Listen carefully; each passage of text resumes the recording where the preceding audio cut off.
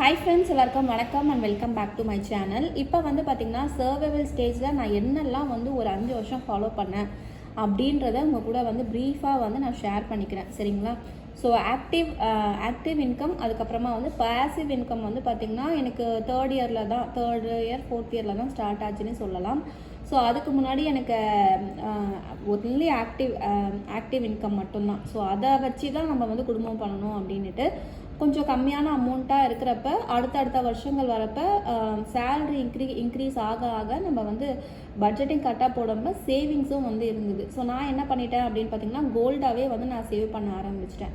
So ஏன்னா நம்மளுக்கு தெரியுது ஃபஸ்ட்டு இயர்லேயே வந்து ஒரு 3 months கன்சீவ் ஆனதுனால அதுக்கப்புறமா வந்து லீஸுக்கு மாதிரி கொடுத்தோம். எதுக்கு வாடகை வேஸ்ட் பண்ணணும் அப்படின்னு சொல்லிட்டு லீஸுக்கு கொடுத்தோம். அதுதான் வந்து நாங்கள் எடுத்த கரெக்டான டிசிஷன். ஸோ அந்த வாடகை காசை எடுத்து என்ன பண்ணிட்டோம்னா அந்த லீஸு கொடுத்த நகைக்கு வந்து கட்ட ஆரம்பிச்சிட்டோம். ஸோ இதுதான் வந்து எனக்கு ஃபஸ்ட்டு கேட்சப்பாக வந்து நான் சொல்லுவேன். யாருன்னா வந்து வாடகை வீட்டில் இருந்து இந்த வீடியோ வந்து பார்த்துட்டு இருந்தீங்கன்னா தயவுசெய்து நீங்கள் உங்கள் எவ்வளோ பட்ஜெட்டோ அதுக்கேற்ற ஒரு 2.5 லட்சம் அந்த மாதிரி 3 லட்ச ரூபாய் சிங்கிள் பெட்ரூமுக்கு இருக்குது. அவங்க ஏரியாவை பொறுத்து இருக்குது. அந்த மாதிரி நீங்கள் வந்து மாறிடுங்க. கொஞ்சம் வந்து அவங்க ஹவுஸ் ஓனர் வந்து கொஞ்சம் டஸ்டபுளாக பார்த்து பாண்டெல்லாம் கரெக்டாக எழுதி வாங்கி அவங்க கரெக்டாக கொடுப்பாங்களா அப்படின்னு பார்த்து ஒரு ரீசனபிளான அமௌண்ட்டுக்கு லீஸுக்கு போயிடுங்க. லீஸுக்கு போனோம்னா நம்மளுக்கு தண்ணி கரண்ட் பில் மட்டும்தான் வந்து கட்டுற மாதிரி இருக்கும். இபியும் வந்து நம்ம அந்த ஒரு யூனிட்டுக்கு எவ்வளவோ அது கேட்க மாட்டாங்க. 7 rupees ஏதோ சார்ஜ் பண்ணுறாங்க, அது கேட்க மாட்டாங்க. ஸோ நம்மளே வந்து கட்டுற மாதிரி இருக்கும். ஸோ அதுலேயும் ஒரு சேவிங்ஸ் வந்து மிச்சமாகும், சரிங்களா? ஸோ இதில் வந்து பார்த்திங்கன்னா ஆக்டிவ் இன்கம் பேசிவ் இன்கம் 2 இன்கமாக வந்து நான் சொல்கிறேன். ஸோ ஏன்னா எனக்கு தேர்ட் இயர்லேருந்து நான் கொஞ்சம் ஏர்ன் பண்ண ஆரம்பித்தேன் இல்லையா? ஸோ அதையும் வந்து நாங்கள் என்ன பண்ணோன்றதை சொல்கிறேன். ஸோ இதுக்கு வந்து பார்த்திங்கன்னா ஹஸ்பண்ட் ஒய்ஃப் அண்டர்ஸ்டாண்டிங் ரொம்ப முக்கியம். ஃபினான்ஷியல் வந்து நீங்கள் பண்ணுறப்ப ஸோ நீங்கள் ஹஸ்பண்ட் சொல்கிறத நீங்கள் கேட்கணும், நீங்கள் சொல்கிறத ஹஸ்பண்ட் கேட்கணும். இந்த ஒரு ரிலேஷன்ஷிப் மட்டும் நீங்கள் இந்த ஃபினான்ஷியலும் அட்மினிஸ்ட்ரேஷனும் நீங்கள் பண்ணிங்கன்னா ஒரு கிளாரிட்டி இருக்கும். நம்ம அடுத்தது என்ன பண்ண போகிறோம் அப்படின்றத வந்து கிளாரிட்டியாக நீங்கள் பண்ணும்போது சக்ஸஸ் கிடைக்குங்க, சரிங்களா? இதில் வந்து முக்கியமாக என்னென்னா நீ என்ன நான் என்ன இந்த ஈகோவை 2 ஹஸ்பண்ட் விட்டு கொடுக்கலனாலும் ஒரு சில இடத்துல ஒய்ஃப்ஸ் வந்து விட்டு கொடுக்குறாங்க. ஒய்ஃப்ஸ் வந்து கொஞ்சம் டாமினேட்டாக இருந்தாலும் ஹஸ்பண்ட் வந்து கொஞ்சம் ஈகோ கம்மி பண்ணி போயிடுறாங்க. ஸோ ஃபேமிலிக்காக வேண்டி ஸோ இது வந்து கண்டிப்பாக வந்து பண்ணணும், சரிங்களா? ஸோ ஃபஸ்ட்டு வந்து பட்ஜெட் பிளானிங். ஒரு மாதத்துக்கு இவ்வளோ தான் பட்ஜெட் அப்படின்னா அதில் கரெக்டாக இருந்துடுங்க, சரிங்களா? ஸோ அதில் ஒரு எக்ஸம்ஷன் வந்து நீங்கள் பண்ணக்கூடாது. ஸோ இது எக்ஸ்ட்ரா தானே, தேவையில்லாத செலவு வந்துடுச்சு அப்படின்னா ரொம்ப ரேராக வரலாம். ஒரு 6 months ஒன்ஸ் அந்த மாதிரி ரேர் செலவுகள் வரலாம். இப்போ வந்து பொங்கலுக்கு நீங்கள் பட்ஜெட் போடுறீங்கன்னா பொங்கல் வரப்போகுது அப்படின்னு அடுத்த மாதம் வரப்போகுதுன்னா நீங்கள் அடுத்த மாதத்துக்கான சேலரியில் இந்த மாதத்துக்கான சேலரியில் அடுத்த மாதம் செலவுக்கு அந்த பொங்கல் பட்ஜெட்டில் நம்ம என்ன பண்ணுறோன்றதை இன்க்ளூட் பண்ணிடணும். அப்போ தான் வந்து நம்மளுக்கு கை கடிக்காமல் இருக்கும். ஸோ நம்ம வந்து பட்ஜெட் போடுறது மட்டும் முக்கியம் இல்லைங்க, அதை வந்து நம்ம ஃபாலோ பண்ணுறோமா அப்படின்றது ஒரு நோட் பேடோ நான்லாம் வந்து அப்போ டைரி வச்சு தான் எழுதுவேன், சரிங்களா? இப்போல்லாம் வந்து மொபைல்லேயே நோட் பேடு வந்து ஓப்பன் பண்ணி எழுதலாம். ஸோ ஹஸ்பண்ட் வந்து நீங்கள் ஒர்க்கிங்காக இருந்துச்சுன்னா சைமல்டேனியஸாக வந்து எக்ஸல் ஷீட்டில் போட்டு யாருன்னா ஒருத்தர் வந்து மெயின்டைன் பண்ணிக்கோங்க. நான் என்ன பண்ணுவேன்னா நான் வந்து எனக்கு டைரி வந்து எழுதுறது அந்த எக்ஸ்பென்சஸ்லாம் வந்து பார்க்கறதுக்கு கொஞ்சம் எக்ஸைட்மெண்ட்டாக இருக்கும். என்ன பண்ணியிருக்கோம் அந்த ஃபைனல் மந்தில் வந்து வந்திருக்கா, நம்ம பட்ஜெட்குள்ளே சேவிங்ஸ் இருக்கா அப்படின்னு ட்ராக் பண்ணும்பொழுது இன்ட்ரெஸ்டிங்காகவும் இருக்கும். அதுக்கு இல்லாமல் வந்து ஹஸ்பண்ட்டை ஒருத்தராக வந்து ஃபாலோ பண்ணிக்கோங்க. ஸோ ஹஸ்பண்ட்டை நான் கேட்டு என்ன பண்ணுவேன்னா அந்த டைரியில் எழுதுவேன். ஸோ அப்போல்லாம் வந்து அது கிடையாது. அதனால் டைரியில் எழுதி வச்சு ஒரு நாளைக்கு இவ்வளோ ஆகுது, அதுக்கப்புறமா கையில் பேசிக் அமௌண்ட் எவ்வளோ இருக்குது கொடுத்த பேசிக் அமௌண்ட்டில் டேலி பண்ணிடுவேன். ஸோ இந்த மாதிரி பண்ணும்போது நம்மளுக்கும் ஒரு டைம் பாஸ் மாதிரி இருக்கும், வீட்டில் இருக்கவங்களுக்கு ஜாலியாகவும் இருக்கும். ஸோ நெக்ஸ்ட்டு வந்து ஆன்லைன் ஷாப்பிங்லாம் நான் அவாய்ட் பண்ணிட்டேன். அப்போல்லாம் வந்து ஆன்லைன் ஷாப்பிங் கிடையாது. ஸோ இது எனக்கு வந்து லிமிட்டடாக தான் வச்சுருப்பேன். ட்ரெஸ்ஸஸ்லாம் வந்து பார்த்திங்கன்னா ஃபஸ்ட்டு ஒரு 2.5 years நினைக்கிறேன். ட்ரெஸ் வந்து நம்ம வந்து மேரேஜ் ஆகி நான் ஒர்க்கிங் வெளியே இல்லை போகலை, உடனே கன்சீவ் ஆனதுனால நான் என்ன பண்ணிட்டேன்னா ஸோ வீட்டில் கொடுப்பாங்க இல்லையா, அம்மா வீட்டில் இருந்து அந்த புடவைகள் அந்த நம்மளுக்கு பிடிச்சதெல்லாம் ஒரு சுடிதார்ஸ் அதெல்லாம் வாங்குவோம்.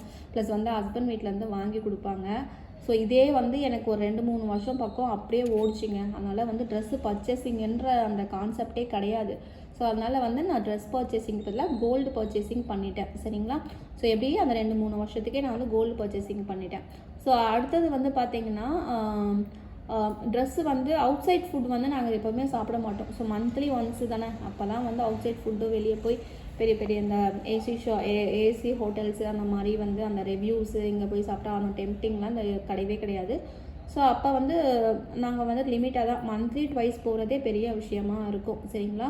ஸோ நெக்ஸ்ட்டு வந்து எங்களுக்கு எங்கே நான் கன்சீவ் ஆனதுனால நாங்கள் வந்து ஹாஸ்பிட்டல் செக்கப்புக்கு போகிறதுக்கே சரியாக இருக்கும். மந்த்லி ஒன்ஸ் செக்கப் போகணும்.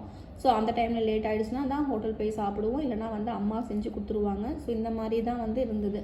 ஸோ அடுத்தது வந்து பார்த்திங்கன்னா ட்ரெஸ்ஸு வந்து தேவைக்கு இது ரொம்ப ரொம்ப முக்கியமான விஷயங்க. ஸோ வீட்டில் வந்து ஹவுஸ் ஒய்ஃப்ஸாக இருந்தாலும் சரி, நம்ம வந்து தேவையான ட்ரெஸ் மட்டும்தான் எடுத்துக்கணும். ஏன்னா வந்து ட்ரெஸ்ஸு தான் வந்து இருக்கிற பிரச்சனையிலே ட்ரெஸ்ஸு தான் வந்து நிறைய வாங்குறாங்க. இதை அதன் வாங்கிட்டு வேணும் வேணாம்னு தூக்கி போட்டுட்டு சரியாக போடாமல் அடுத்த பார்த்ததுக்கெல்லாம் நம்ம காசு வந்து ஸ்பெண்ட் பண்ணிகிட்டு இருக்க மாதிரி இருக்குது. ஸோ நான் வந்து அந்த ட்ரெஸ்ஸை மட்டும் நான் கம்மி பண்ணிட்டேன். ஸோ அதுக்கு பதிலாக தான் வந்து கோல்டு வாங்கினேன்.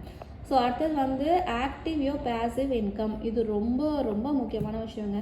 நீங்கள் வந்து ஹவுஸ் ஹோல்டராக இருந்தாலும் சரி, இல்லைனா வந்து வெளியே போகிறவங்களுக்கு பிரச்சனை இல்லை, காலைல போய்ட்டு சாயந்தரம் வந்துடுவாங்க.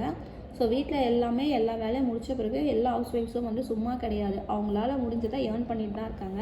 ஸோ எங்கள் அம்மாவே வந்து ஹவுஸ் ஒய்ஃப் தான். ஸோ ஹவுஸ் ஒய்ஃபாக இருந்துக்கிட்டு அவங்களே சூப்பராக வந்து ஒரு நாளைக்கு ஒரு அமௌண்ட்டு சம்பாதிச்சிருவாங்கங்க. ஒரு 200 ரூபா அந்த மாதிரி வந்து சம்பாதிச்சிருவாங்க. எப்படின்னு கேட்டிங்கன்னா, அவங்களும் வந்து மாவு பிஸ்னஸ்ஸு, அதுக்கப்புறமா வந்து பூ கட்டுவாங்க. ஸோ ஸ்டிச்சிங்கும் வந்து பண்ணுவாங்க. ஸோ அவங்களுக்கு வந்து சூப்பராக வந்து என்னோடய இன்ஸ்பிரேஷன் அவங்க தான். ஸோ அவங்ககிட்ட வந்து பேசிவ் இன்கம் வந்து ஜென்ரேட் பண்ண நான் கற்றுக்கிட்டேன். ஸோ எனக்கு வந்து பார்த்திங்கன்னா பேசிவ் இன்கமில் என்ன பண்ணணும்னா கோல்டு வந்து சேவ் பண்ண ஆரம்பிச்சிட்டேன். ஸோ ஆக்டிவ் இன்கம்க்கு வந்து ஒரு பட்ஜெட் வந்து போட்டிருக்கோம், அதை ட்ராக் பண்ணிகிட்ருக்கோம். ஸோ அதெல்லாம் வந்து ஹஸ்பண்ட் பார்த்துப்பாரு. ஸோ பேசிவ் இன்கம் வந்து நம்மக்கிட்ட இருக்கும்போது நான் என்ன பண்ணிப்பேன்னா, ஸோ ரொம்ப கம்மியாக தான் வரும். ஸோ மாவுலாம் அரைச்சி விற்கும்பொழுது, பூ கட்டும்பொழுதுலாம் பெரிய அமௌண்ட்லாம் வராது. ஸோ ஒரு மந்த்துக்கே வந்து 3000 அந்த மாதிரி தான் வரும். ஸோ நான் என்ன பண்ணுவேன்னா, ஹஸ்பண்ட்டை என்ன பண்ணுவேன், பேசிவ் இன்கம் நான் இவ்வளோ வச்சுருக்கேன், நான் இந்த மாதிரி ஏர்ன் பண்ணேன், அந்த ஒளிவு மறைவே இருக்காது. ஸோ நான் அது கூட போட்டு எதனா கொஞ்சம் எடுத்து கொடுங்க அப்படின்னு கேட்குறப்ப எடுத்துப்பேன். சப்போஸ் வந்து வீட்டுக்கு பத்தலை, ஷார்ட் ஃபால் ஆகுது அப்படின்னா அந்த டைம்லேயும் வந்து நான் எடுத்து கொடுப்பேன். ஸோ பைசா வந்து எடுத்து கொடுப்பேன். சரி வீட்டு செலவுக்கு வச்சுக்கோங்க அப்படின்னு சொல்லிட்டு சேலரி வரும்போது எனக்கு எக்ஸ்ட்ரா போட்டு நான் எப்போ அவர் கையில் காசு கிடைக்குதோ அதை போட்டு எனக்கு வாங்கி கொடுத்துருவாரு. கோல்டாக தான் வந்து வாங்கி கொடுத்துருவாரு. ஸோ இந்த மாதிரி ஒரு சில அண்டர்ஸ்டாண்டிங்லாம் இருக்கும். ஸோ இப்போ வந்து பேசிவ் இன்கமில் வந்து கோல்டு என்னால் எடுக்க முடியல அப்படின்னா கண்டிப்பாக சில்வர் வந்து வாங்குவீங்க, காயினாக வாங்குவீங்க.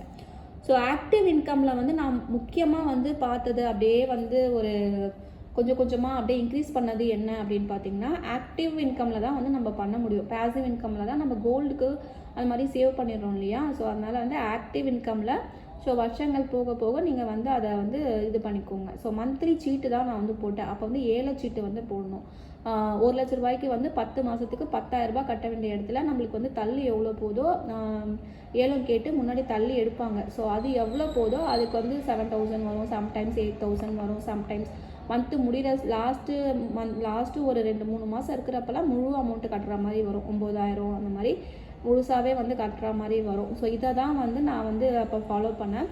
அப் டு 3 lakh வரைக்குமே நான் வந்து போட்டிருக்கேன். ஸோ 5 lakhs வரைக்கும்லாம் போடுறாங்க. அது வந்து ஆனால் மந்த்லி நம்ம 40Kக்கு மேலே கட்டுற மாதிரி இருக்கும். அவ்வளோலாம் வந்து நம்மளால் பண்ண முடியாது. இதெல்லாம் வந்து சின்ன சீட்டாக இருந்தால் டக்குன்னு போட்டு எடுத்துடலாம் அப்படின்னு சொல்லிட்டு அப் டு சேலரி ஏற நான் வந்து அந்த 3 lakhs வரைக்குமே நான் வந்து சீட்டு வந்து அட் ப்ரெசண்ட் ஒரு பார்த்திங்கன்னா 2021 வரைக்கும் நான் போட்டிருந்தேன் சீட்டு. ஏன்னா அதுக்கப்புறமா வந்து போட முடியல அப்படின்னா அவங்க ரொம்ப சீட்டு வந்து தள்ளே போக மாட்டேது, முழு அமௌண்ட்டை கட்டுற மாதிரி இருக்குது. அதனால நான் என்ன பண்ணிட்டேன்னா, நான் வந்து கோல்டு சீட்டு வந்து ஆரம்பித்தேன். ஸோ மந்த்லி கோல்டு சீட்டு வந்து நான் 2020 வந்து சரி ட்ரை பண்ணி பார்ப்போம், நம்மளுக்கு சிட்ட அமௌண்ட்டு தான் வந்து சரி வரல அப்படின்னு சொல்லிட்டு அப்போ தான் வந்து இன்ட்ரடியூஸ் பண்ணி எல்லாமே வந்து போட்டுட்ருக்காங்க கோல்டு சீட்டில்.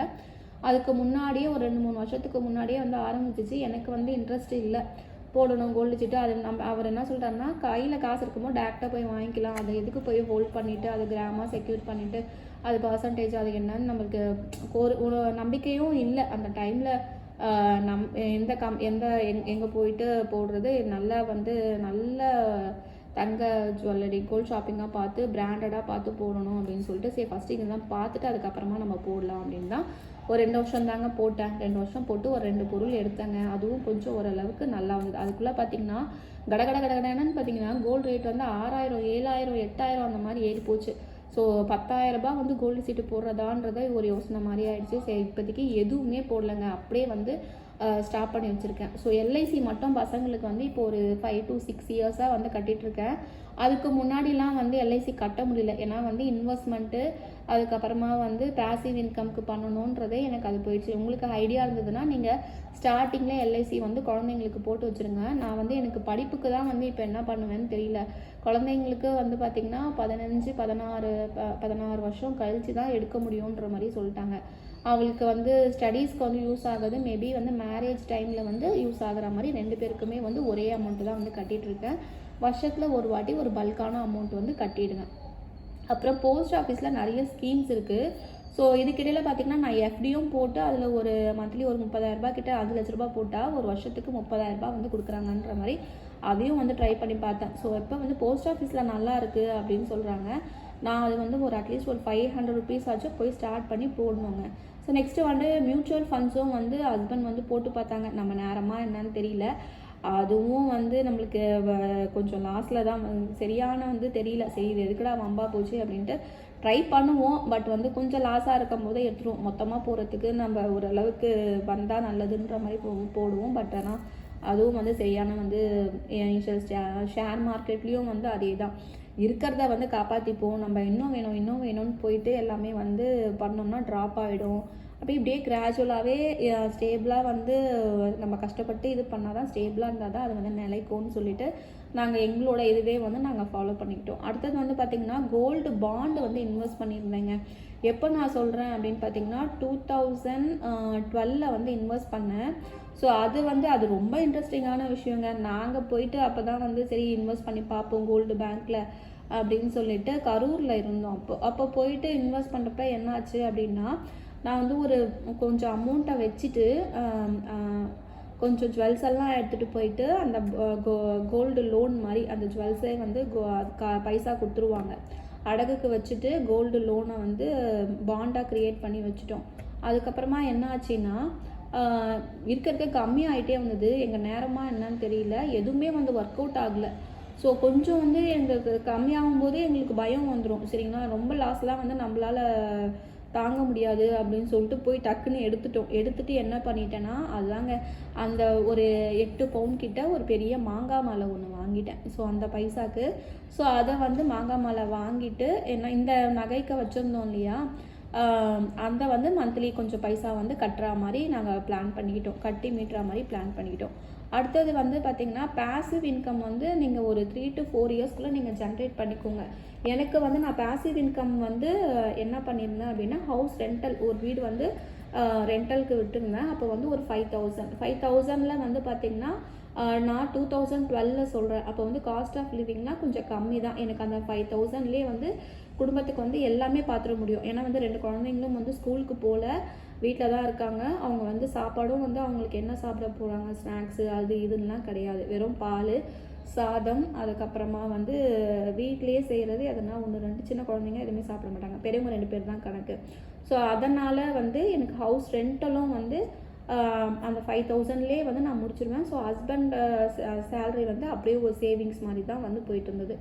ஸோ கரெக்டாக நீங்கள் ரொட்டீனாக இந்த மாதிரி நீங்கள் பிளான் பண்ணிக்கிட்டீங்க அப்படின்னா ஈஸியாக வந்து ஃபஸ்ட்டு 5 இயரில் நம்ம ஒரு லேண்டும் வாங்கி வீடும் கட்டிட முடியும். சரிங்களா, ஸோ அடுத்த 5 இயர்ஸில் என்ன பண்ண, என்னென்ன செலவுகள்லாம் இருந்ததுன்ட்டு, எவ்வளோ சேலரி ஹஸ்பண்ட்க்கு நான் வந்து அடுத்தது எப்படி மூவ் பண்ணுன்றதை அடுத்த வீடியோவில் நான் உங்களை மீட் பண்ணுறேங்க. Until stay with me Hema.